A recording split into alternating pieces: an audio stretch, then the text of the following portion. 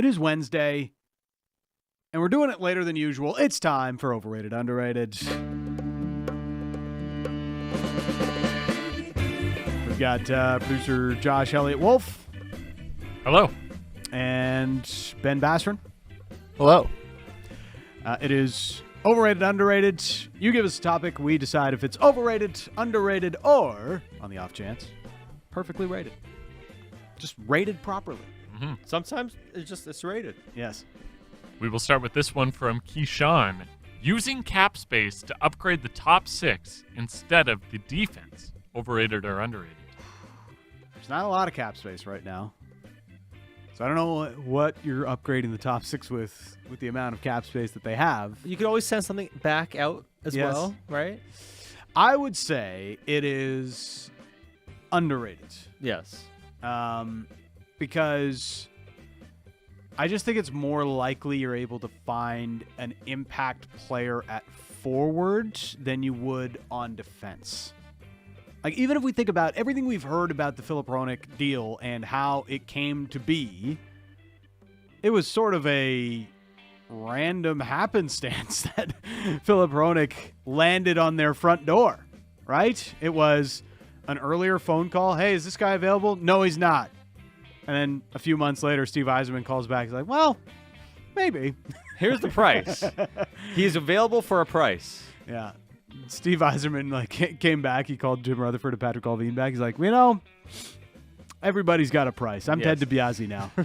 This is my price. This is the price. But it's very rare like a right shot defenseman is going to come available. And I just, maybe rentals are available. Brett Pesce, whoever it might be. But it's just cost of acquisition plus certainty, all those things. More likely a top 6 player becomes available. So I'd say underrated. Yeah, it's underrated, but it's still not. It should still not be the priority over the defense. All right, next one comes from Justin in East Van. Speaking of the cap space, the Canucks signing Ethan Bear with that cap space. Overrated or underrated? So I mean, this is a tricky one, right? Because it's both. How often can you say something is both? Right? Because I want that sat side to live forever on the show. It was I'm so unimpressed. Yes. It's just, I am not impressed, right? Yes. It's overrated. Yeah. Because Ethan Bear isn't going to step in and come in and help your blue line tomorrow. It's going to take time. Mm-hmm. And it's not going to be an easy thing. Now that they have some cap space, though, it's a lot easier. Because it's like, hey, if you pay this guy, you still have some room. You can figure it out, But at the same time, even though it may take 2 or 3 months for you to get the best version of him, do you have a better option for free? No. Than Ethan Bear? No. Regardless, is it not worth doing it just out of, let's just have him, stash him, work with him, and he can be something for us later this season? And if he doesn't, and we have to put him on waivers, so be it. But at least all we're doing is paying this guy cash, and we'll see if he can give us some depth later in the season. So I would still do it, but I look at it as underrated. Okay?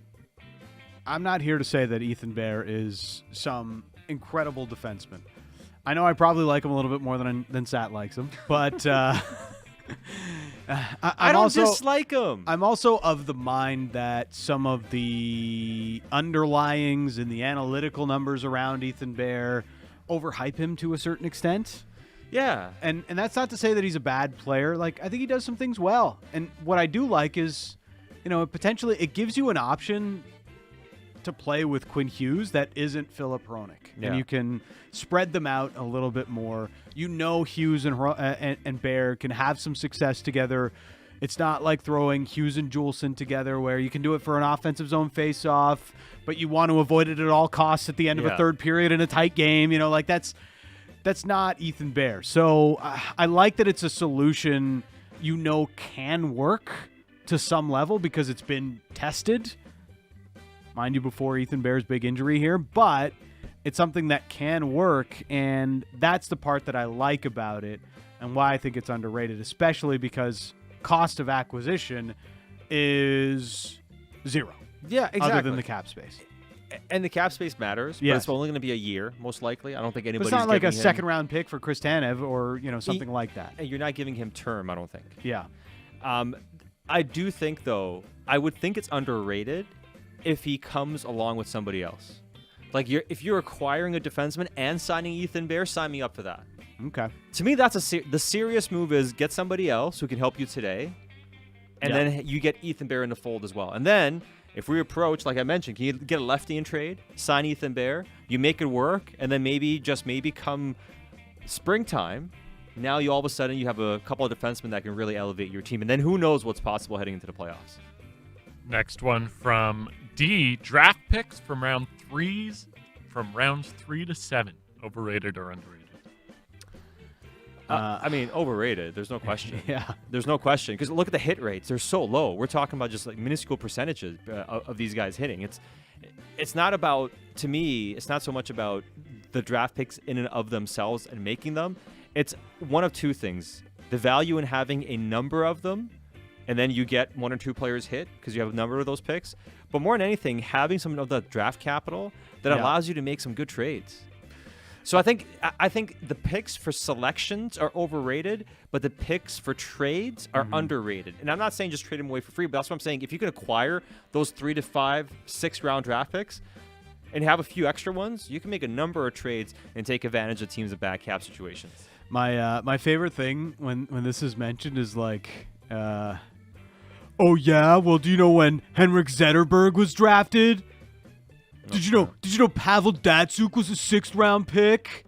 Like, yeah. Great players do get selected in rounds 3 to 7.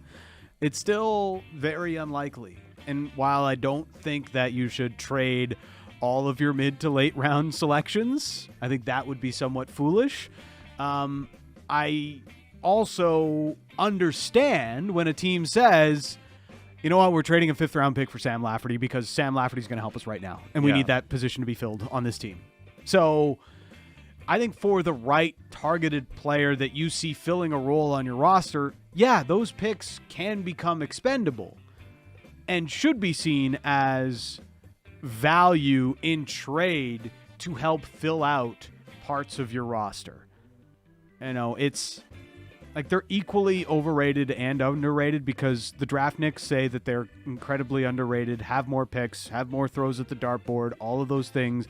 And to some level, that is true. I can't disagree with you all the time on that. But also, sometimes you can acquire a player that really helps your team for one of those draft picks that has like a less than 1% chance of hitting.